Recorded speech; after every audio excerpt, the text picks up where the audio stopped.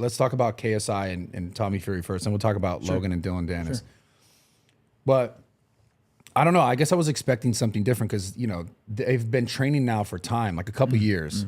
And then when I see this fight, KSI, and like, I'm not like, dude, I'm not in the ring. I'm not sitting here shitting on these people, but I feel like KSI relies on big overhand right. If he doesn't get it, it's a clinch. That's like what the repetition of that fight was. It felt like it was the same. I made a tweet jokingly being like, it's like watching a Street Fighter. Someone play Street Fighter, just spam the same move. Spamming the move, right. And like, that's what it felt like. And so I'm like, and then also too, jiu-jitsu, you probably see, because you probably on this like I am all the time. Yeah.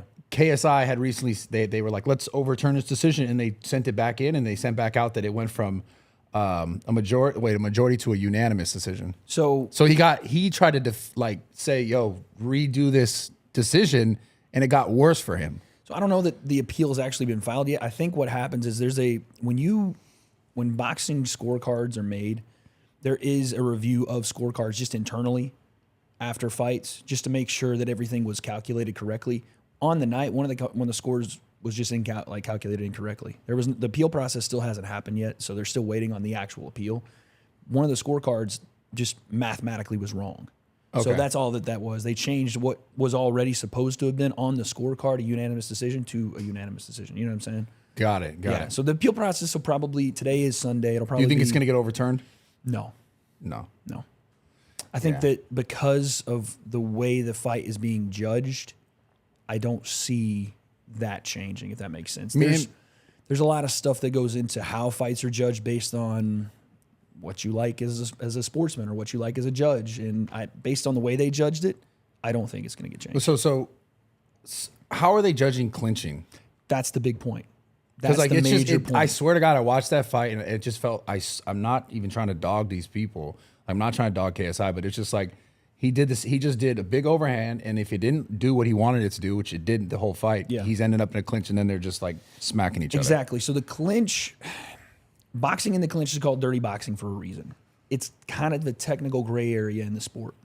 Some commissions and judges will value it because of the work you do in there, even if you're not necessarily holding, but close quarters combat, right? In the pocket, because you can judge it that way. But also, there is a bit of illegality in holding and punching in the clinch. Again, it's a gray area where it's like, how do you feel you judge it? You know, it's weird because like you see KSI complaining about it, but it's like complaining because he's getting hit in the back of the head or whatever, and this and that. It's like, you're the one going in for the clinch every single time. Well, yeah, there's a lot of, like I said, it was almost a mirror match too, because just to back up, JJ's style is not a traditional boxing style at all.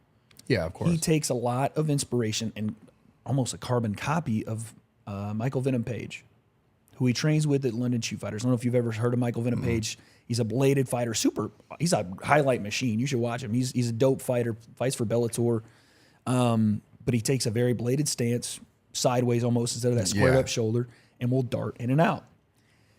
The gift and the curse of that style is what you saw on Saturday, is that if JJ doesn't land the big right hand, he overcrowds everything. And Tommy obviously is trying to get his jab off and work to range too, so these two are colliding constantly, over and over. Yeah. It made for an ugly fight, and I'm not going to sit here and dog it like you said, because it is what it is. Styles make fights. When you want a guy that wants to move forward with his jab and another guy that wants to use explosive movement, they're going to collide over and over. But yeah, the complaining stuff, I don't understand. It's just one of those things where it's frustrating on both sides. Tommy's like, I just couldn't get going because this guy is just, like you said, right hand and then falling in behind it. Yeah. And KSI's like, well, dude, this guy is just hitting me behind the head in the clinch and is doing this. And I just think it was one of those fights where their styles was such a style clash that it became a dog fight and didn't look very pretty at all. Yeah. Well, now, what about Logan Paul and Dillon Danis? That one, I was like, what did you expect? You know, that one was crazy, but it's like, oh, man, I just got to say this, dude.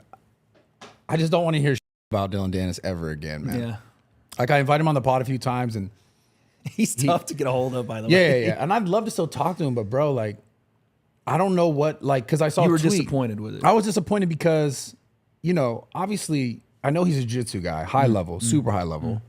No disrespect in there. But it's like, he was talking shit as if, like, he was going to do something, and then it showed up that it's literally, like, at first you're watching, you're like, okay, maybe he's just trying to tire this guy out, and then it's like, the last round, you're like, is he, like, what's happening? Yeah. And it's just like, obviously, what it looked like to me was, he goes, okay, I'm in over my head.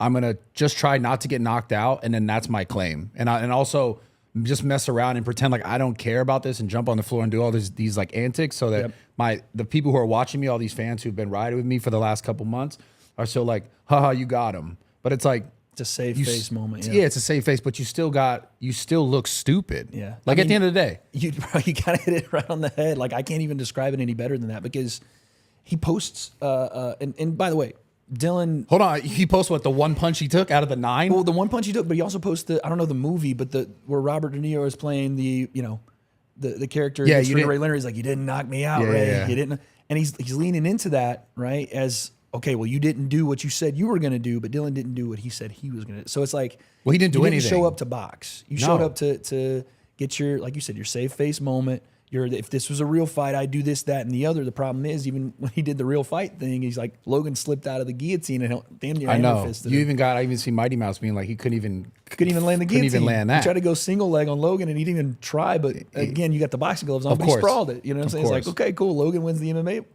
Argument too. But that's what I'm saying. It's just so, it's like, and then I saw a tweet today that I actually responded to, and I'm like, he's like, yeah, Jake, you can't knock me out. It's like, so is this like you're boxing just to show that you can't get knocked out?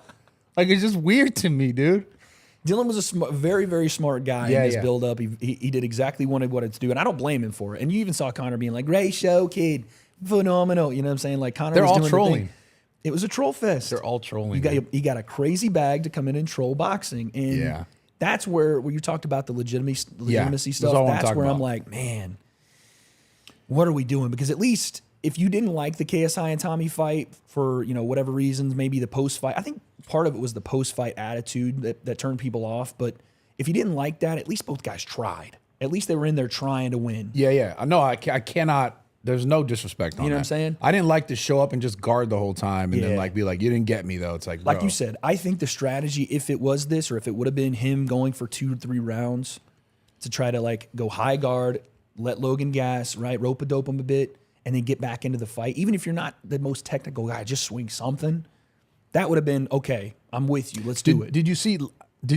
Because I didn't think this. Only for like one moment did Logan ever look tired. Even he didn't have to be like he didn't have to do anything defensively. This is the thing, Logan. When he can dictate a fight and fight on his terms and take breaks and bounce around for a little bit, he's not going to gas. He didn't even have to put his hands up. No, that's part of Logan's style too. I've still yet to see someone make him pay for that.